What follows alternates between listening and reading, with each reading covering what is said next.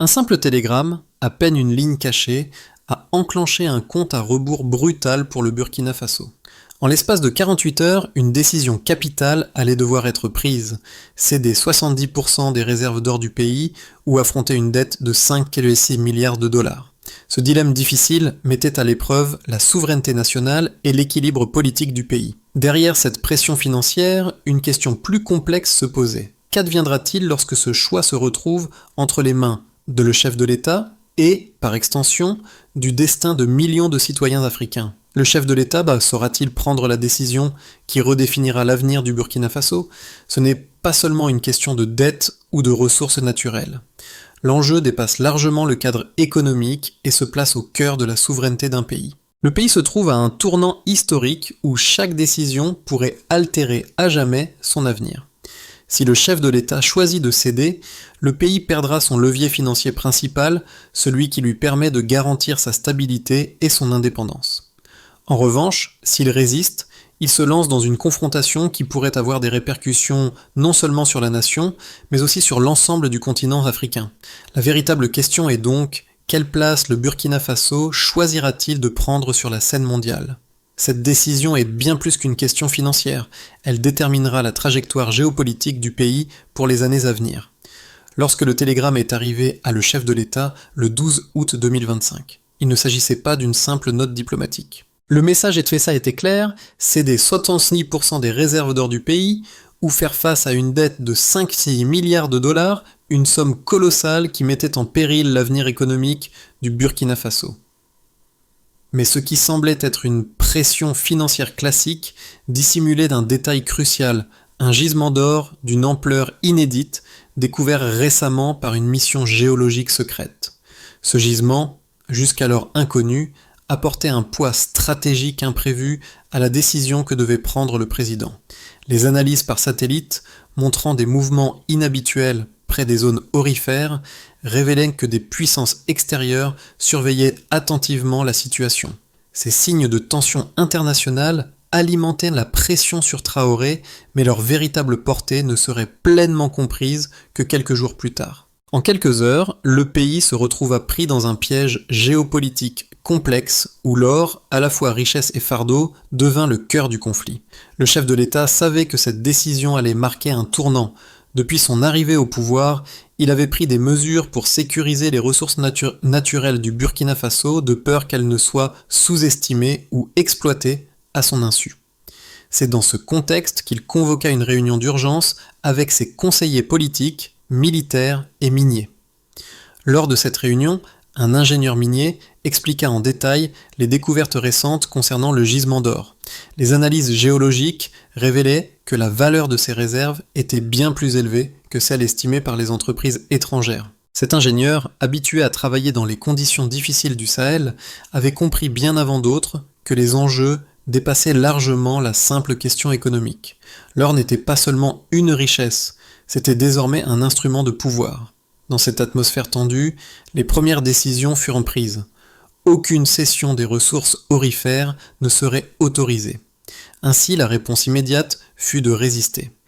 Mais cette décision, bien qu'assez ferme, allait entraîner des conséquences. Traoré savait que le temps était un facteur déterminant.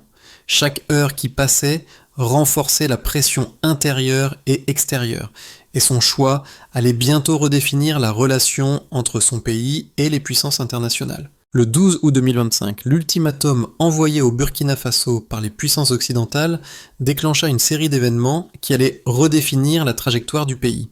Le télégramme, sans aucune négociation ni concession, imposait une décision immédiate, céder 70% des réserves d'or ou faire face à des sanctions financières catastrophiques. Le chef de l'État, après une consultation d'urgence avec ses ministres et conseillers militaires, annonça son refus catégorique de céder. La tension monta rapidement. La réaction interne se structura autour d'une série de mesures visant à protéger les ressources nationales et à maintenir l'indépendance économique. La première étape fut la sécurisation des zones aurifères. Les compagnies minières étrangères furent priées de quitter immédiatement le pays. En parallèle, des unités de l'armée burkinabé furent déployées pour protéger les sites stratégiques sous la direction directe de Traoré. À l'extérieur, la situation se tendit encore davantage lorsque les médias africains commencèrent à relayer des informations sur l'ultimatum. De Lagos à Kinshasa, la pression montait. Les titres des journaux évoquaient une ingérence extérieure dans la souveraineté d'un pays africain. Le récit des événements se répandait comme une traînée de poudre, alimentant les sentiments de solidarité au sein du continent. Dans les jours qui suivirent, la découverte d'un gisement d'or d'une importance capitale, jusque-là dissimulée, fit basculer la situation. Des données cryptées, révélées par des sources internes, confirmaient l'existence de ce gisement minier stratégique. Les puissances extérieures, déjà sur le qui-vive, intensifièrent leur surveillance des mouvements sur le territoire burkinabé. Au même moment, des équipements en provenance de pays non occidentaux commencèrent à affluer vers le pays, signe d'une redéfinition des alliances internationales. Ce changement de cap se fit sentir rapidement. Les premières expulsions des compagnies minières occidentales eurent lieu, et les revenus de l'or furent immédiatement redirigés vers des projets internes. Ce tournant symbolisait un acte de souveraineté nationale sans précédent. Les informations financières et géologiques recueillies au cours des derniers mois ont fourni des preuves décisives qui ont renforcé la position du Burkina Faso. Le gisement d'or récemment découvert, dont l'ampleur a été estimée à plus de 100 tonnes, a rapidement attiré l'attention internationale. Cette ressource, d'une valeur estimée à plus de 5 milliards de dollars, a changé la donne dans la négociation. En outre, les images satellites ont montré des mouvements inhabituels près des sites aurifères, confirmant que des puissances étrangères avaient déjà pris des mesures pour sécuriser l'accès à ces réserves stratégiques. Des entreprises minières, principalement occidentales, avaient renforcé leur présence dans la région, anticipant un changement imminent dans le contrôle de l'exploitation. Ces signaux ont servi de base à l'analyse interne. Une étude commandée par le gouvernement burkinabé a révélé que la redirection des flux d'or vers un fonds national pourrait non seulement renforcer les infrastructures locales, mais aussi garantir l'autonomie économique du pays à long terme. Le premier signe tangible de l'impact immédiat de cette décision fut la hausse de 20% des recettes fiscales en moins de 6 mois, un indicateur direct de la résilience économique du pays après le renversement de contrôle des mines. En outre, les premières projections économiques ont montré que le Burkina Faso pourrait économiser jusqu'à 2 milliards de dollars par an en évitant les sanctions et les obligations financières imposées par l'extérieur. Ces chiffres ont été corroborés par plusieurs rapports financiers et ont renforcé la décision de Traoré de maintenir la souveraineté nationale sur les ressources aurifères. À l'échelle régionale, la situation a également eu un impact notable avec une augmentation de la coopération économique entre le Burkina Faso, le Mali et la Guinée. Cette alliance a permis d'établir des accords commerciaux renforcés, créant un contrepoids régional face à l'influence occidentale. Les chiffres étaient clairs. Chaque mois qui passait sans cession des ressources aurifères augmentait les marges de manœuvre du pays et réduisait la pression internationale. Mais l'enjeu restait de taille. Le Burkina Faso devait maintenant prouver qu'il pouvait maintenir cette trajectoire tout en sécurisant ses ressources et son territoire face à des menaces extérieures croissantes. Deux arguments opposés émergent de cette situation tendue, chacun soutenant des visions radicalement différentes du futur du Burkina Faso. D'un côté, certains analystes et économistes internationaux affirment que l'ultimatum imposé par les puissances occidentales, bien que brutal, est nécessaire pour garantir la stabilité régionale. Ils soutiennent que la dette de 5,6 milliards de dollars et les exigences liées à la cession de 70% des réserves d'or sont des mesures visant à éviter un effondrement financier qui pourrait déstabiliser l'ensemble de la région du Sahel. Selon cette vision, la concession de ces ressources naturelles garantirait non seulement une sortie de crise financière pour le Burkina Faso, mais permettrait également au pays de rester intégré dans les réseaux économiques mondiaux. En échange de la rétrocession d'une partie de son or, le Burkina Faso pourrait bénéficier de nouveaux investissements étrangers et conserverait une relation diplomatique plus stable avec les pays du G7 et les institutions financières internationales. De l'autre côté, les partisans de la résistance à l'ultimatum, dirigés par le chef de l'État, soutiennent que céder serait une trahison de la souveraineté nationale et de l'indépendance économique du pays. Pour eux, Accepter ces conditions équivaudrait à livrer le contrôle de ressources stratégiques vitales aux puissances étrangères, affaiblissant ainsi la position géopolitique du Burkina Faso. L'argument principal repose sur la conviction que l'indépendance économique, symbolisée par la gestion des ressources naturelles, est essentielle pour assurer la stabilité à long terme du pays. De plus, ses opposants à la cession des réserves d'or soulignent que la découverte du gisement caché offre une opportunité unique de renforcer l'autonomie nationale et d'éviter de devenir dépendant des investissements et des dictats étrangers. À travers cette résistance, le Burkina Faso pourrait renforcer ses liens régionaux avec d'autres pays du Sahel, redéfinissant ainsi son rôle sur le continent africain en tant qu'acteur clé de l'indépendance économique et de la souveraineté régionale. Les faits réels et les données disponibles confirment que la question n'est pas simplement une question de finances immédiates, mais un test de résistance à une pression extérieure croissante. Le choix du Burkina Faso d'exploiter son or sans se soumettre aux exigences des puissances extérieures pourrait créer un précédent majeur pour d'autres nations africaines, tout en renforçant les positions diplomatiques et économiques au niveau régional.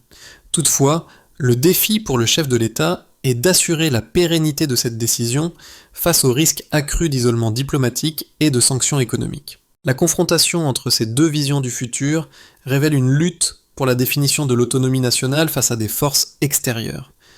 Au cœur de la crise, un élément fondamental a émergé, bouleversant complètement la dynamique du conflit. Une révélation inattendue a transformé la situation. Un gisement d'or, jusque-là inconnu et protégé par des données cryptées, a été découvert dans le sous-sol du Burkina Faso. Cette ressource, d'une valeur stratégique inestimable, a immédiatement modifié la nature du bras de fer.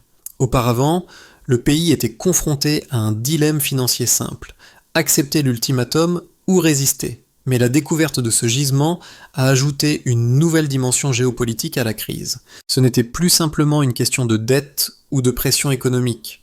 Il s'agissait désormais de contrôler une ressource précieuse, convoitée par des puissances étrangères. Ce retournement de situation a donné à le chef de l'État un levier qu'il n'avait pas anticipé.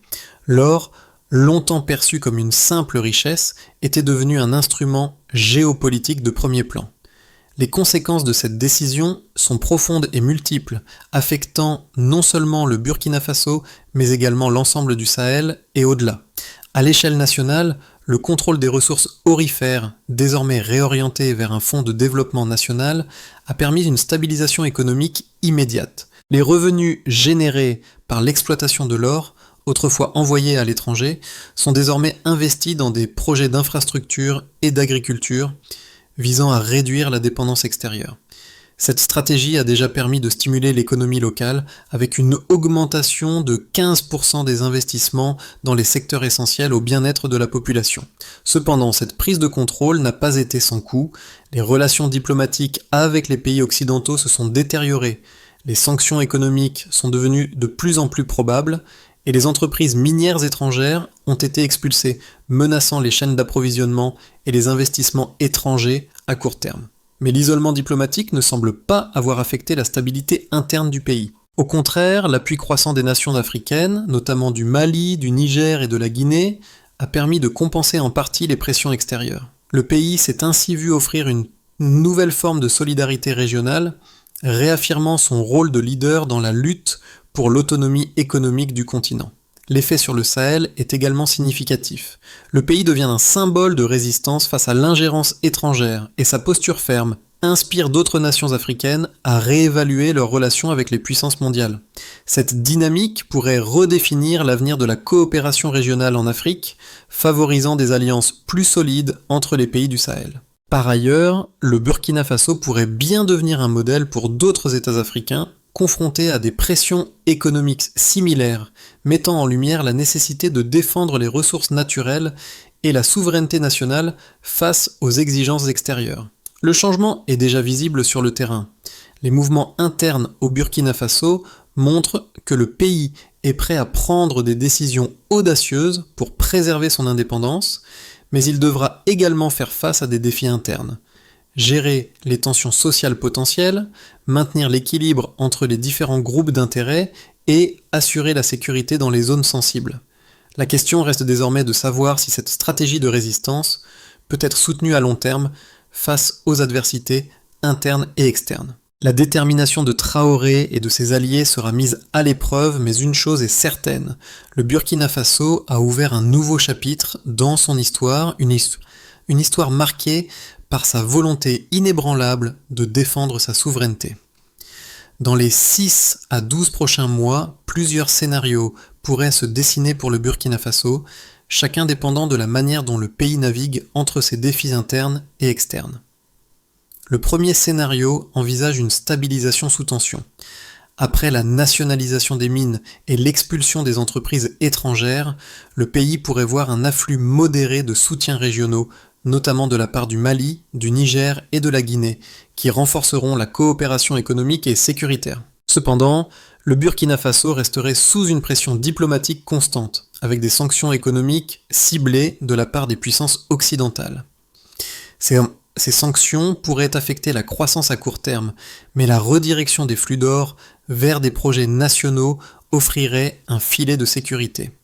Dans ce scénario, le pays continuerait à investir dans ses infrastructures et à diversifier son économie, en particulier dans le secteur agricole et minier, mais la stabilité politique resterait fragile, exposée à des tensions sociales internes. Un scénario plus optimiste verrait le Burkina Faso s'intégrer pleinement dans un bloc régional plus large. L'alliance avec les autres pays du Sahel pourrait se renforcer, avec des accords bilatéraux visant à sécuriser les frontières, partager les ressources et développer des infrastructures transnationales. Une telle coopération régionale permettrait au pays de réduire son isolement et de créer des chaînes d'approvisionnement régionales robustes, limitant l'impact des sanctions externes. L'économie pourrait alors commencer à se diversifier plus rapidement, en grande partie grâce à l'exploitation soutenue du gisement d'or et à un meilleur contrôle des ressources naturelles. La confiance dans les institutions nationales augmenterait, et la capacité du Burkina Faso à mener une politique indépendante deviendrait un modèle pour d'autres nations africaines confrontées à des pressions similaires. Le scénario pessimiste, cependant, pourrait conduire à une escalade des représailles. Si les puissances occidentales appliquent des sanctions sévères et intensifient la pression sur le pays, le Burkina Faso pourrait se retrouver dans une situation de crise économique, avec des pénuries de biens essentiels, une hausse de l'inflation et une diminution des investissements étrangers.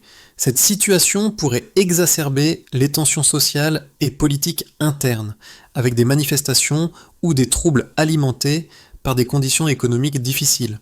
De plus, si les acteurs extérieurs cherchaient à déstabiliser le pays par des actions indirectes, telles que des attaques contre les infrastructures ou des soutiens à des mouvements d'opposition interne, le Burkina Faso pourrait se retrouver pris dans un cercle vicieux de conflits internes et externes. Dans ce cas, la situation pourrait entraîner un affaiblissement de l'État et des menaces sérieuses pour la stabilité à long terme du pays. Quel que soit le scénario, le rôle de Traoré et des dirigeants politiques sera déterminant. Leur capacité à équilibrer la pression intérieure et extérieure, à maintenir la cohésion nationale et à sécuriser les ressources stratégiques définira l'issue des mois à venir. Le défi principal résidera dans la gestion de la transition économique et politique en minimisant les risques tout en consolidant la souveraineté nationale face aux défis géopolitiques. Le futur immédiat du Burkina Faso dépendra de sa capacité à s'adapter à un environnement international en mutation rapide et à renforcer ses alliances régionales tout en préservant son indépendance. Pour les citoyens burkinabés, l'enjeu de cette situation ne réside pas uniquement dans les décisions prises par le gouvernement, mais dans les répercussions quotidiennes sur leur vie. Dans les zones aurifères, la militarisation des sites miniers a été perçue par certains comme un gage de stabilité. La sécurité, autrefois sous la responsabilité de compagnies minières étrangères, est désormais assurée par l'État, ce qui renforce le sentiment de souveraineté et de contrôle. Les populations locales, souvent les plus affectées par les choix économiques et politiques, ont désormais un accès direct aux bénéfices générés par les ressources naturelles. Le redéploiement des revenus de l'or vers des projets d'infrastructure et d'agriculture a déjà commencé à améliorer les conditions de vie dans certaines régions, ce qui alimente un sentiment de solidarité nationale et de fierté collective. Cependant, un autre groupe de citoyens, plus urbain et concentré dans les centres administratifs, perçoit cette situation sous un autre angle. Pour eux, l'isolement diplomatique et les pressions économiques sont des menaces potentielles contre la stabilité de l'État. Si les sanctions économiques se durcissent, ces populations craignent que la situation économique ne se détériore, affectant leur pouvoir d'achat et leurs perspectives d'avenir. Les tensions sociales pourraient se manifester à travers des grèves, des protestations ou des mouvements d'opposition. Cette frange de la population est plus attentive à l'impact de la politique étrangère, estimant que l'engagement avec la communauté internationale est essentiel pour garantir des opportunités économiques et éviter un isolement prolongé. Les travailleurs des secteurs extractifs et agricoles, en revanche, sont les premiers bénéficiaires de la politique de nationalisation des ressources. En sécurisant les sites miniers et en réorientant les bénéfices vers des projets internes, le gouvernement a ouvert de nouvelles perspectives de développement. Les entreprises locales commencent à voir des avantages directs et l'économie locale se renforce progressivement. Cependant, pour que ce modèle soit véritablement efficace, il faudra maintenir l'équilibre entre la croissance économique et les besoins sociaux, en garantissant que l'ensemble de la population puisse profiter des fruits de cette politique. En définitive, le destin du Burkina Faso ne repose pas uniquement sur les choix politiques ou économiques, mais aussi sur la manière dont ces décisions résonnent auprès de ses citoyens. La question devient alors, comment chaque groupe, qu'il soit rural, urbain ou lié au secteur stratégique, percevra l'évolution de la situation dans les mois à venir? La cohésion nationale, la capacité de créer un consensus autour des décisions difficiles et la résilience face aux défis externes seront essentielles pour traverser cette épreuve. Pour naviguer à travers la crise actuelle, le Burkina Faso doit mettre en place une stratégie en plusieurs étapes, en concentrant ses efforts sur la préservation de sa souveraineté tout en consolidant son économie interne. Tout d'abord, la priorité immédiate consiste à sécurisation et gestion des ressources naturelles.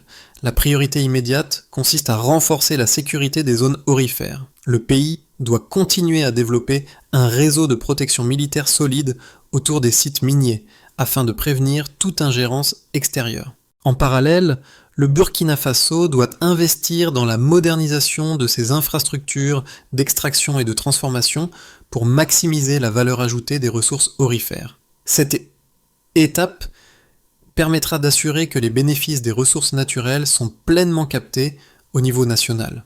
Ensuite, il est nécessaire de diversification économique et investissement dans les secteurs stratégiques.